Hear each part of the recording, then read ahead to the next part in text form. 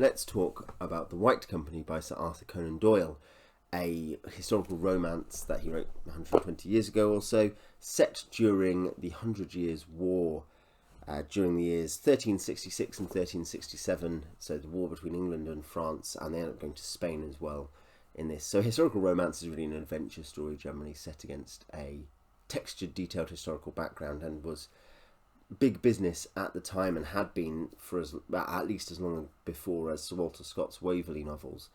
So yeah, that's the genre we're looking at. The core of the story, there are three main characters who get drawn into the latest English campaign led by the Black Prince against the French and their Spanish allies, in cooperation with the English party's own Spanish allies. So he's getting involved in a Spanish civil war. And the three characters that you mostly follow, because the Black Prince comes in for pretty much one scene, but generally speaking there are three main characters and some less important side characters. The main characters are Alan, who is the descendant of Saxon nobles. He's got hidden depths to his character, hidden qualities. And Hordle John, who's a rather simple fellow of peasant stock. And they start in a monastery and they leave, for different reasons, they leave it very quickly. And they end up getting together on the road. And then there's Sir Nigel Loring, is the other major character, who you see a bit less of, but is really the third main character. And he's a veteran soldier and paragon of chivalry. The prequel story, the prequel novel, Sir Nigel, is written about that character.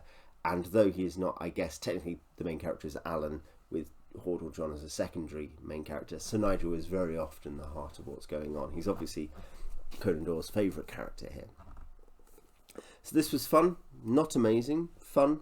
It's a very solid entry in the genre of historical romance. It's got some good daring do, some fine historical detail. It cares about what it's writing about.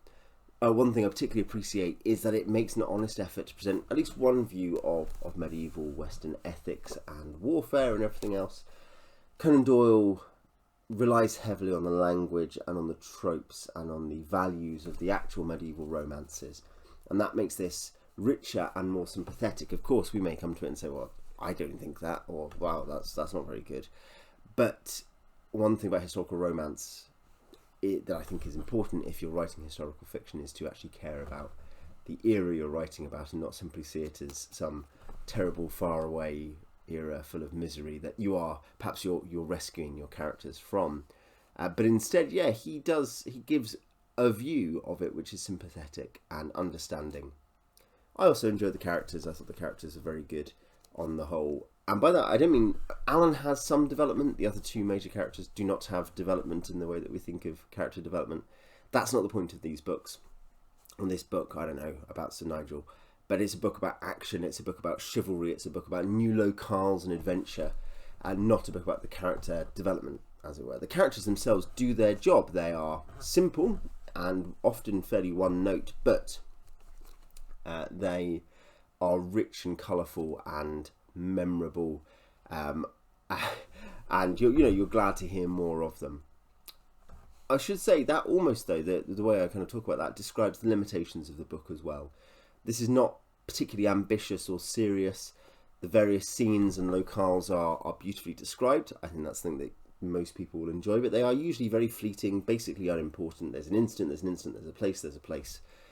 The plot is fairly cursory. In fact, even some of where the plot ends up is kind of surprising compared to maybe where, if you knew about the history, you thought it was going to go. And similarly, maybe the epilogue, the summary of things happening at the end of the plot is a bit like, oh, okay, now that was very quick and cursory, when it should be very important given the events.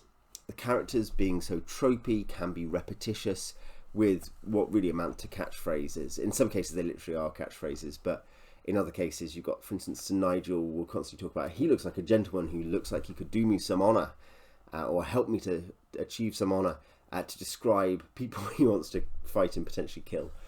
And it's something which it almost becomes funny by the literally 50th time you hear it. Sir Nigel was a wonderful character, but there's this thing where you're like, eventually someone's going to say, aren't they, do you mean you're going to chop his head off, Sir Nigel? It's got to go through someone's head. Conan Doyle's ingenuousness and his knowledge of his subject also has a flip side, I guess, that he's open about his very strong feelings, his biases, in some topics. Everyone who writes historical fiction is going to be showing biases, what we would call biases, about it, views. But nonetheless, he is very, very obvious and open about them in ways that are sometimes over the top. He really hates monasteries and monasticism, and I think that is a bit distracting, if nothing else.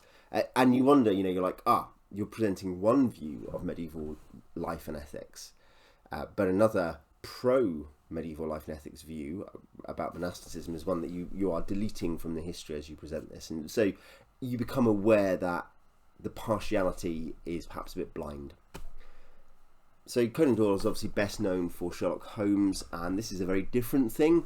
This isn't witty, its great strengths are description and colour, not the wit and invention of the Holmes stories where you're like, wow, look at this weird situation. Wow, look at this marvellous deductive or inductive methodology from that, I guess chiefly deductive. And that's not what's going on here at all. Completely different genre, and it shows, and that's impressive in a way that he's flexible. But the weaknesses, I think, indicate a weakness in Conan Doyle's general skill as a novelist. He never wrote a great novel of the ordinary type. This is perhaps his best long novel. If you can see, this is about 300 pages, but with very small text, so 500 pages or so. His best novel, or most famous, is the relatively short, oddly paced Hound of the Baskervilles, which I liked when I read it, but is not a perfect novel by any means. And the relative unimportance of the plot and the simplicity of the characters. And that is true for Holmes too. Holmes plots are not complex. And the mysteries and the solutions are what you're going there for. Often the plots are like, now we know, let's go and send some... Nothing happens in those stories. But the lack of plot, the lack of depth to characters, points to a lack of interest in the focus of the novel.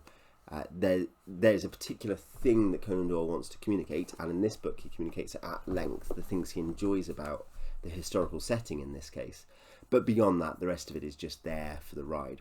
I enjoyed it. That's enough for me. I think people who are interested in Conan Doyle's writing will enjoy it, and I do think that people who like historical romance will enjoy it. I think there is enough energy and enjoyment of the subject to communicate to anyone. But if I was saying what is the best historical romance ever, this wouldn't be very close to the top. Anyway, if you have read it or read other historical romances, what did you think of this book, or what are your favourite historical romances? Tell me in the comments. Till next time.